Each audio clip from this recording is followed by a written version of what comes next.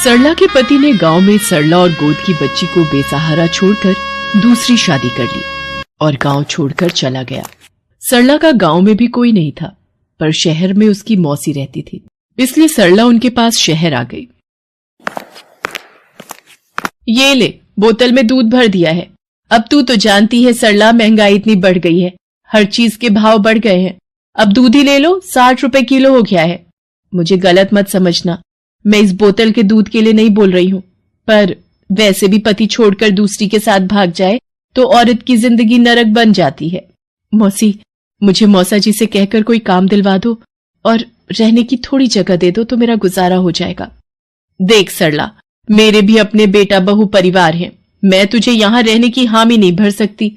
बाकी थोड़ी बहुत रोटी सब्जी दूध बांध देती हूँ, तू कहीं जाए तो रास्ते में तेरे काम आएगा। रुक, मैं रसोई से लेकर आती हूँ। सरला जब मौसी का व्यवहार देखती है तो चुपचाप वहां से उठकर चली जाती है। अरे ये कहाँ गई? चलो अच्छा है, बला टली, खुद ही चली गई। अब मैं कहाँ जाऊं, क्या करूं? या तो वापस गांव चली जाती हूँ, पर टिकट के पैसे भी तो नहीं है, मुझे कोई काम ढूंढना होगा। भैया, कोई काम मिलेगा कुछ भी? अरे नहीं है कोई काम वाम, चल जा यहाँ से। यहाँ तो कोई भी काम नहीं दे रहा। हे प्रभु, मुझ गरीब की सहायता करो। हाँ लाखन, जल्दी जल्दी आलू छील, 300 समोसों का ऑर्डर पूरा करना है। बिशन भी बीमार है और छुट्टी पर है, तुझे मेरे साथ लगना होगा ताकि जल्दी जल्दी काम पूरा हो जाए। भैया जी, कोई काम मिलेगा? मुझे काम की बहुत जरूरत है, कुछ भी काम मिल जाए आपकी दुकान पर। कोई काम नहीं है, जाओ यहाँ से। अच्छा रुको रुको, समोसे बनाने आते हैं? हाँ भैया जी, हमारे गांव में सब लोग तीज त्योहार पर घर पर ही सारे पकवान बनाते हैं। तो ठीक है, पहले आलू छीलने में लाखन की मदद करो, फिर ये मसाला बनाकर देगा, तुम समोसा भरती जाना, ठीक है? बाकी काम मैं समझा दूंगा। बच्ची को वहां सामने बोरी बिछाकर लिटा दो। सरला हलवाई की दुकान पर समोसे बनाने के काम में लग गई और जैसे जैसे वो हलवाई उसे समझाता, सरला बिल्कुल समझदारी से वो काम करती। शाम के वक्त वीरेंद्र भैया, सारे समोसे बनकर तैयार हो गए हैं और गिनकर पैक भी कर दिए हैं। भाई वाह, अभी तो 5 बजने में आधा घंटा बाकी है और समोसे बनकर तैयार भी हो गए। बहन, तुमने बहुत अच्छा और सफाई से काम किया है। ये लो अपनी मेहनत के 100 रुपए रखो।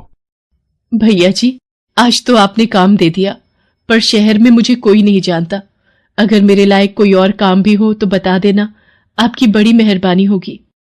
ठीक है बहन, तुम 1-2 दिन में आकर पता कर लेना, हो सका तो मैं तुम्हारी मदद जरूर करूंगा। वीरेंद्र भैया, सामने रेलवे स्टेशन पर कई समोसे बेचने वाले हमसे समोसा लेकर बेचते हैं, क्यों ना इसे भी वही काम दे दिया जाए? इसका भी भला हो जाएगा और आपका भी मुनाफा होगा। हाँ लाखन, ये बहन मेहनती तो दिखाई पड़ती है, साथ ही शरीफ और ईमानदार भी लगती है। उसे वापस बुला कर ला जरा। भैया जी, आपने बुलाया? हाँ बहन, मैं सोच रहा था कि तुम्हें काम की जरूरत है, तुम्हारे साथ छोटी बच्ची भी है, कहां कहां इसे लेकर भटकोगी। सामने रेलवे स्टेशन पर समोसे बेचने का काम अगर तुम करना चाहो तो तुम मेरे से समोसे लेकर रेलवे स्टेशन पर बेच सकती हो। हाँ भैया जी, मैं ये काम कर सकती हूँ। अब मुझे अपनी बच्ची को पालने के लिए मेहनत करनी ही होगी। तो ठीक है, तुम आज से ही इस काम पर लग जाओ और समोसे बेचने शुरू कर दो। सरला रेलवे प्लेटफॉर्म पर समोसे बेचने लगी। एक हाथ में वो अपनी गुड़िया को उठाए सुबह से शाम तक समोसे बेचती थी और शाम को वीरेंद्र को पूरी ईमानदारी से हिसाब देती थी। भैया जी, ये आज का हिसाब एक बार गिन लेते। सरला बहन, मुझे तुम्हारी ईमानदारी पर पूरा भरोसा है।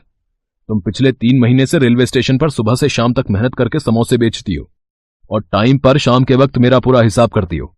भैया जी, वो जो कमरा आपने बताया था, मैंने 100 रुपए किराए पर ले लिया है। ठीक किया, फुटपाथ पर छोटे बच्चे के साथ इधर उधर भटकने से अच्छा है एक ठिकाना तो मिला तुम्हें। सरला इसी तरह एक दिन रेलवे प्लेटफॉर्म पर समोसे बेच रही थी। समोसे ले लो, समोसे, गरम गरम समोसे ले लो। ओ बेटा, हाथ अंदर करके बैठो, गाड़ी चल पड़ी है। ओ चोरनी, मेरे बच्चे को उठाकर भाग रही थी, बच्चा चोर। मैं बाथरूम क्या गई, ये औरत मेरे बच्चे को अकेला देखकर चुराने लगी।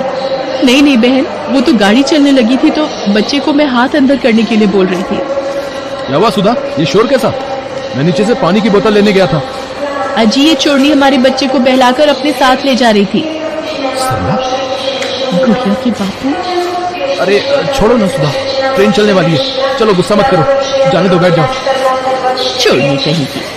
अपने पति को किसी और औरत के साथ देखकर सरला की आंखें भीग गई, पर वो खून का घूंट पीकर गाड़ी से नीचे उतर गई। गाड़ी ने रफ्तार पकड़ी और सरला मीलों दूर तक गाड़ी को जाते देखती रही और वापस दुकान पर आ गई।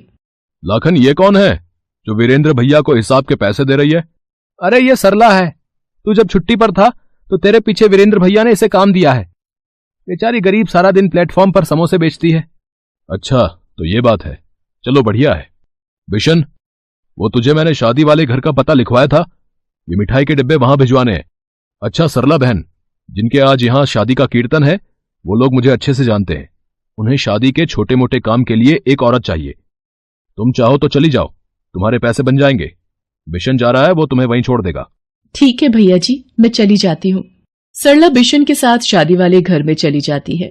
जी, ये वीरेंद्र भैया ने मिठाई के डिब्बे भिजवाए हैं और ये सरला है। आपको घर के कामों के लिए एक औरत की जरूरत थी तो वीरेंद्र भैया ने इसे भेजा है। अच्छा, मिठाई के डिब्बे ही अंदर रख दो और सरला तुम रसोई में चली जाओ, वहां नाश्ते की प्लेटें रखी हैं, मेहमानों के आगे लगानी है। बिशन मिठाई के डिब्बे मेज पर रखते हुए वहां पर एक घड़ी देख लेता है और चोरी की नीयत बना लेता है। ये घड़ी तो बहुत सुंदर है, किसी को क्या पता चलेगा। चुपचाप जेब में डाल लेता हूं। अच्छा मालकिन जी, मैंने मिठाई के डिब्बे अंदर रख दिए हैं। सरला अपने आप घर चली जाएगी, मैं चलता हूं। थोड़ी देर बाद, मम्मी, मेरी महंगी वाली ब्रांडेड वॉच नहीं मिल रही। मैंने यही मेज पर रखी थी कि तैयार होकर पहनूंगा। तुम्हारी घड़ी ऐसे कहां जा सकती है? हम सब तो घर के ही हैं, अभी मेहमान भी नहीं आए हैं। देखो इधर उधर ही कहीं रखी होगी, मिल जाएगी। मम्मी, मैंने पूरे घर में देख लिया, कहीं भी नहीं है घड़ी। ये औरत आज ही काम पर आई है, कहीं इसी ने तो नहीं चुरा ली? इधर आ, सच सच बोल, घड़ी तू नहीं चुराई है ना? नहीं, मैंने कोई घड़ी नहीं चुराई, मैं चोर नहीं हूं। मेरी गुड़िया के सिर पर हाथ रखकर मैं कसम खाती हूँ, मैंने चोरी नहीं की।